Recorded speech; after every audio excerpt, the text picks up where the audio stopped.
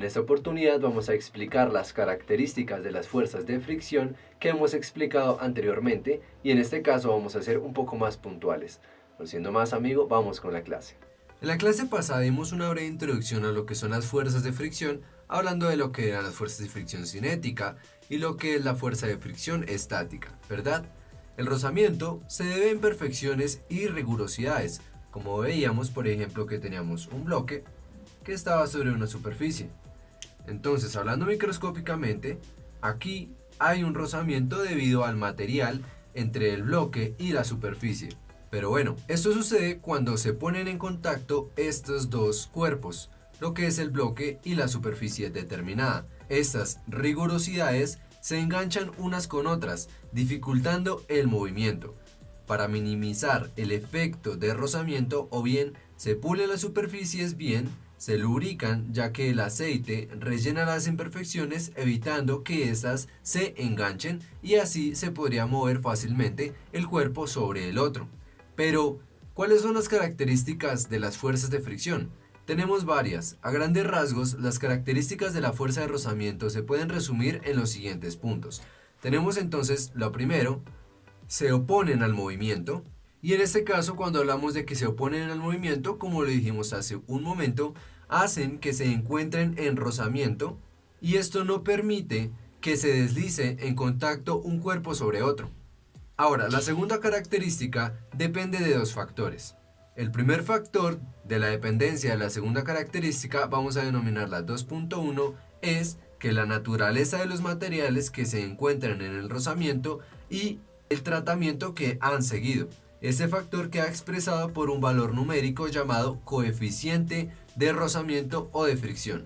Este sería el 2.1 de nuestra segunda característica, pero este es complementario con una característica 2.2, ya que la característica 2.1, que es el coeficiente de rozamiento, depende de la siguiente, y es la fuerza que se ejerce en un cuerpo sobre el otro, es decir, tiene una fuerza normal.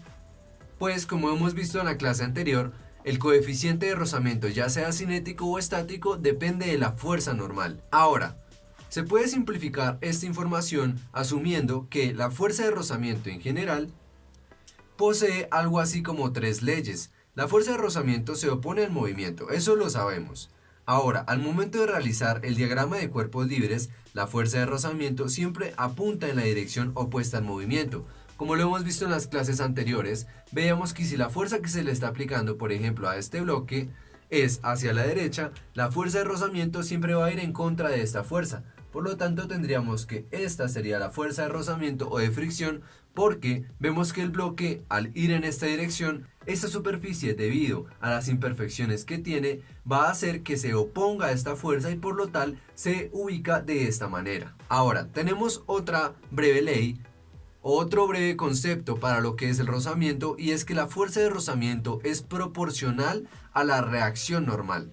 Por lo que, como veíamos que la reacción normal es por la tercera ley de Newton. Recordemos que cuando veíamos las leyes de Newton, veíamos que un cuerpo siempre tiene un peso, y este peso viene determinado como masa por gravedad, por lo que la fuerza normal, aplicando la tercera ley de Newton, me dice que aplicando esta fuerza en sentido inverso, es la misma fuerza y de la misma magnitud, pero en sentido contrario. Por lo tanto, siempre se genera la fuerza normal con respecto a una superficie. Por ejemplo, si tenemos el bloque ubicado en un plano con cierto ángulo, la fuerza normal no va a ser de la siguiente manera, porque aquí no está siendo normal a la superficie. La fuerza normal siempre es perpendicular a la superficie, como lo tenemos acá, más lo que es el peso sí es igual, el peso siempre va a ser hacia abajo. ¿Por qué?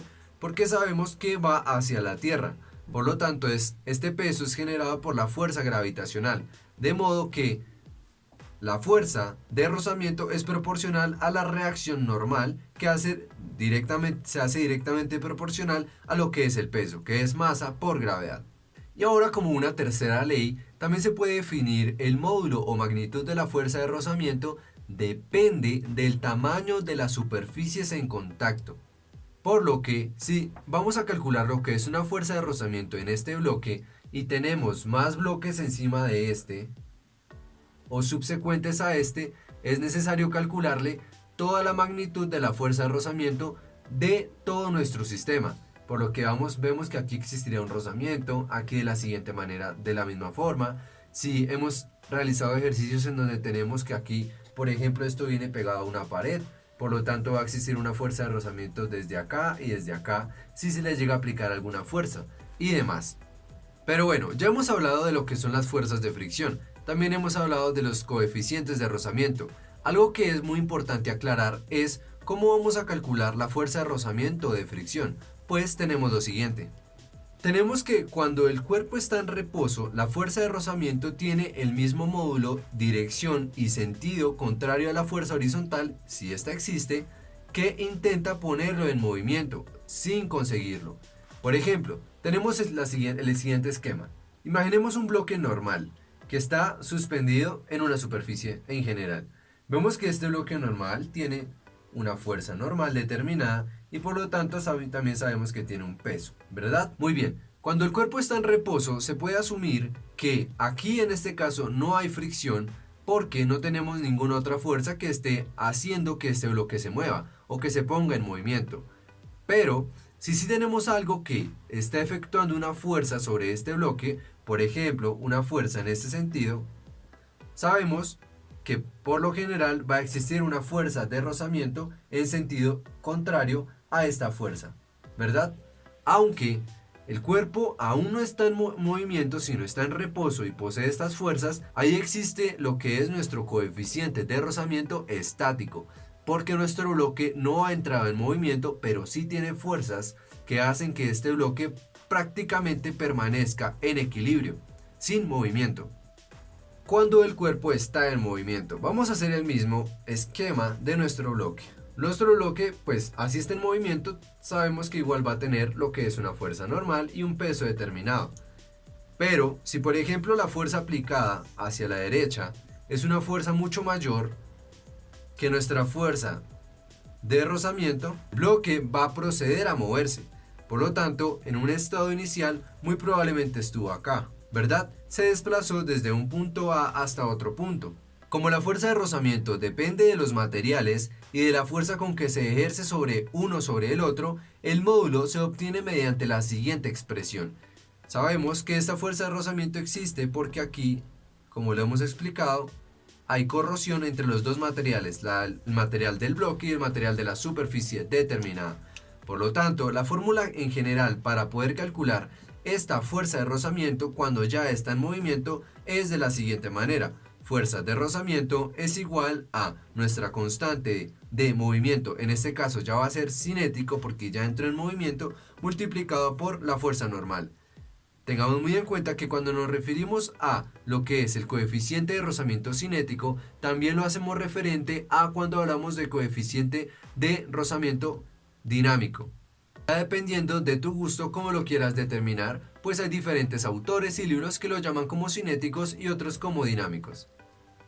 Entonces, en general, estas son las características de las fuerzas de fricción y es importante que tengas claro cuándo sucede una de otra. Aquí estamos hablando de un coeficiente estático y aquí estamos hablando de un coeficiente cinético. Esto sucede porque este está en reposo y este está en movimiento. Muy bien amigo, como lo pudiste notar, son características interesantes de las fuerzas de fricción, tanto cinéticas como estáticas. No siendo más, nos vemos en una siguiente clase.